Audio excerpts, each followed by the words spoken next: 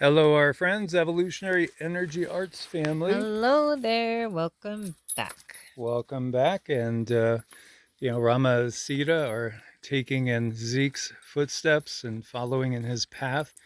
Literally, places that we were with Zeke before. And so, we were looking out again over this scenery, which every time I look at it, it just hits me that, there were Rama. gigantic waves here, gigantic waves. And, Cindy was just saying, well, again, I think a lot of the dreams and visions we've had are really in our DNA memory.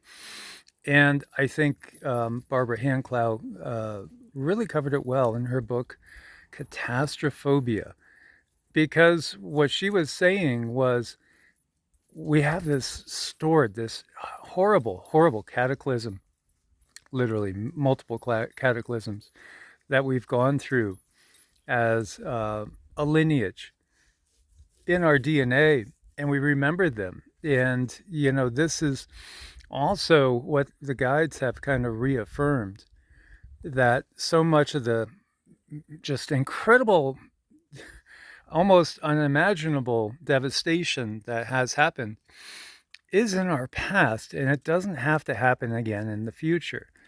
When we've looked and remote viewed forward, we get, yes, it does seem like there's less people, but we've looked at closely Texarkana. We've looked at some other areas where we've been at different times, New Mexico and other places in the South. It's not gone. They're not gone. It's not like, 50 years from now, everything is a toast, like in the movie Knowing. No, in fact, things seem kind of the same for the most part. When we were talking to the kids from the future, and they they had talked about being in 2055 to the best of their knowledge, but people weren't paying attention to time like that anymore.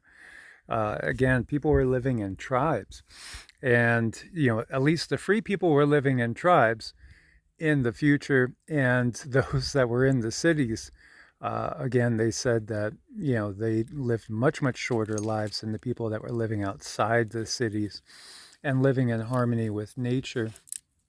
But the cities were there, and yet there was a complete separation of the people that decided to go with the natural order and those that decided to go with the technology, and they didn't really interact.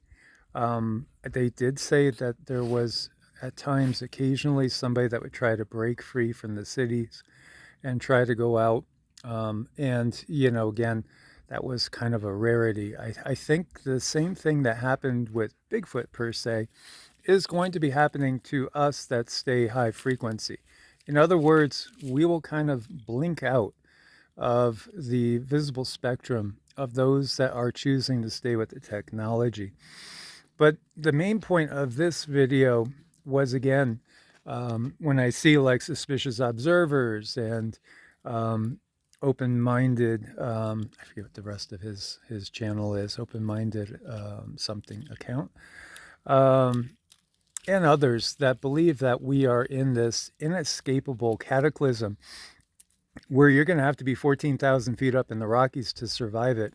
We don't get that. We definitively do not get that from the guides. They have never said there's going to be cataclysm like that. They did warn of being along coastlines and areas that were flood prone because, again, we've already seen what's happening. So, what's happening, just think of that continuing on an amplified scale for a while. And I think it's just a while because I think then things will settle down quite a bit. And I think we will start to manifest a much more heavenly version of life on Earth than what we've been able to manifest up to this point during the Kali Yuga.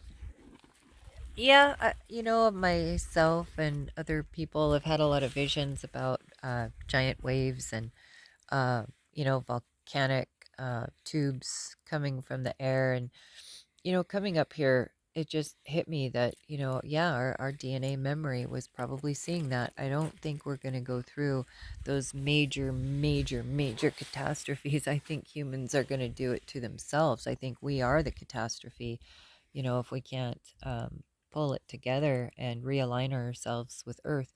It's kind of up to us um, individually, but it does take uh, more people to work together and who understands the bigger picture for even, individually, yes, we can be awake, but if you don't have other people on board to help you and help you create a world that is clean and free of all the other pesticides and certain things that we take that can have really bad side effects. You kind of have to have everybody on board, but we don't all have that. So I mean, we just do the best we can, and if you're walking in a world and you're living what you speak, and people see, yeah, you're healthy, you're doing good, you're moving forward, that's what they're going to look at. They're not going to really hear the words because they're programmed differently than you. It doesn't mean that everyone else's programming is wrong. It just means that's how they are doing things right now. But sometimes you can be inspirational and have people make other little subtle changes that become bigger changes that become bigger changes, and they see that, okay, yeah, this is a better way to do things. But we all have our certain resources, and we can't always do everything the way we want to. But I just don't think there's major cataclysms like other channels and that speak of them. I think we're going to be okay, and we ourselves are the cataclysm. I think, as Rama's looking out over there, I think again, it's relative in many ways. We've seen huge, devastating things happen. Look to the great San Francisco quake, but San Francisco rebuilt and it's still there. Think about what we just looked at. People are still living in Maui. Again, yeah, what the system does, and that's a good example. How did Maui change? Well, the same thing with other areas. Some people are not allowed to go back on their property or not allowed to rebuild the way they want to rebuild. This is what the system has done all over this world. And I think it has done it in, overt ways at times, but I think it's been more covert. I think it's been subtle. I think it's through the laws that they make, again, through the monetary system, the indoctrination. They keep us in a limited mind view. I really view it as sad, really, when people have this mindset that there's absolutely something wrong with them because they were born. That's just horrible. How you are a unique fractal of source. So never look at it that way. You're just on a journey. That journey never ends. It's a journey that goes on and on. And again, in some areas, yes, there have been absolutely catastrophic, devastating things that happen. But we keep going on. The planet's going to keep going on. And even when we look at those areas that were ground zero, in most cases, life returns to those areas. So, again, I think that's a negative mindset. I think it's negative programming. I do think, again, we can put up our own personal protective bubble around ourselves to decrease the likelihood of anything happening to us individually. And again, there's things that we can't see from the other side because it could very well be your purpose to go through some sort of trials and tribulations. That might be a part of, what you had signed up for. And you might not know that. You might be here for support in one way or another that might not have manifested now at this point yet. But the higher self knows. And so, that's another topic totally. But I think all the time when we talk about God's will, and I saw somebody cover it very, very well. a little cartoon form talking about what's God's will, and God there is taking a human form and talking to them, and His will is that you manifest your own will. Right, right. My Yeah. will is that you be a unique version and do your own thing. Get out and explore. Find your own way. Dress crazy if you want to. Because again, those are all just societal things. Each one of us is a completely unique fractal of the one source. So, it's up to you. It's your path. So when you look at, again, any messages of conformity or else, that's not coming from the one source, because the one source wants us to be unique people, unique beings. That's why we have this multiplicity about us.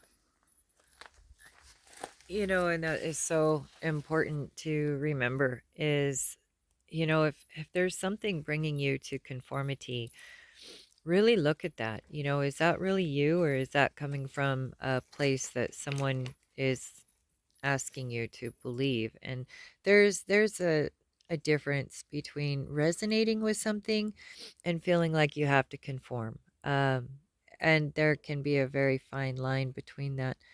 And it's up for us to decide, not anyone else. I mean, and sometimes you might believe a thing for a little while, and something else comes along, and then you believe a different thing.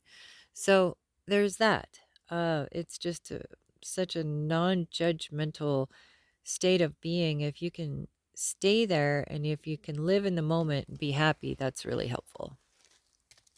Yeah, and I I want to get across again just how the conditioning that we've had, the conditioning that we've had really makes it so sometimes we're automatically going to see things through a particular lens. And this is one of the main things I always try to reiterate. We might not recognize that we're looking at something from a particular point of view, that we have these glasses on that are coloring our view. We don't even know the glasses are on. We don't even conceive that we could maybe take those glasses off, and then we'd be looking at things totally different from a different perspective. So people might say, well, isn't there going to be a big sun flash? Yeah, there's going to be a series of flashes is what we've gotten. Well, doesn't that mean that we're going to, the side of Earth that's exposed is going to be burnt up like in the movie Knowing? No, we do not get that. Again, each yuga is unique. The very ether that makes up all the elements has changed and is changing right now. Your bodies are physically changing. This is part of why you're always so tired, for those that are so tired. It's a necessary change. It's part of going into a new dynamic system of exploration of consciousness. Each yuga is a unique exploration of consciousness. You are some of the blessed souls to make it through and actually know what a Kali Yuga was like. And you're also now in a Bronze Yuga. So you're incarnated at a time that is monumental. And that should be pretty obvious that this is a really important incarnation. And it's about frequencies. So, whether you're isolated or whether you're in the middle of a city, you're anchoring the higher frequencies because you are who you are and you are awake and you're trying to help humanity realize that the possibilities are endless. The tremendous cataclysms that, have come in the past, they're not necessarily going to be global like that again. And there's always going to be safer areas than others, but the safest part for each of us, the safest place, is when we're vibrating at a very high frequency, because that creates this Wei Chi field, this force field around us, this big bubble of protected zone. And just doing that, holding your frequency, doing your mantras, your meditations, your yoga, your qigong, your tai chi, getting out in nature and unplugging as much as possible. All these things bring you closer to the one source, but that one source is in you right now, has always been in you. You know what I've learned, because I tend to go up and down in frequency a lot, and when I'm at a higher state, I things don't bother me so much. It just rolls, water off a duck's back. Really, there's so many things that if you just don't pay attention to them, they are not going to affect your life. And that was one of the biggest lessons I've learned. So when I'm in a low frequency state of mind, I I hold on to that and I realize, okay, this is something that I can let go. It's not going to affect me. And then I can hold my peace of mind, and then you kind of crawl back up out of your place into a higher frequency. But at the same time, you need both frequencies so you can appreciate each of them. You need the lower frequency to appreciate the higher frequency, and you also need the lower frequency to learn. It teaches you a lot because pain is painful, but it's our greatest teacher.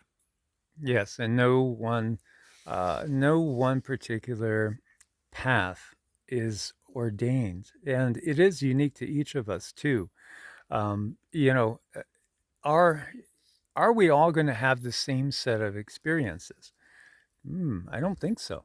I think it's unique to the individual. I also think, to give you an analogy, imagine that we're all on a ship, right? We're up in a ship and we are orbiting Earth, right? We all put on our VR hats or they plug something into our spine stem.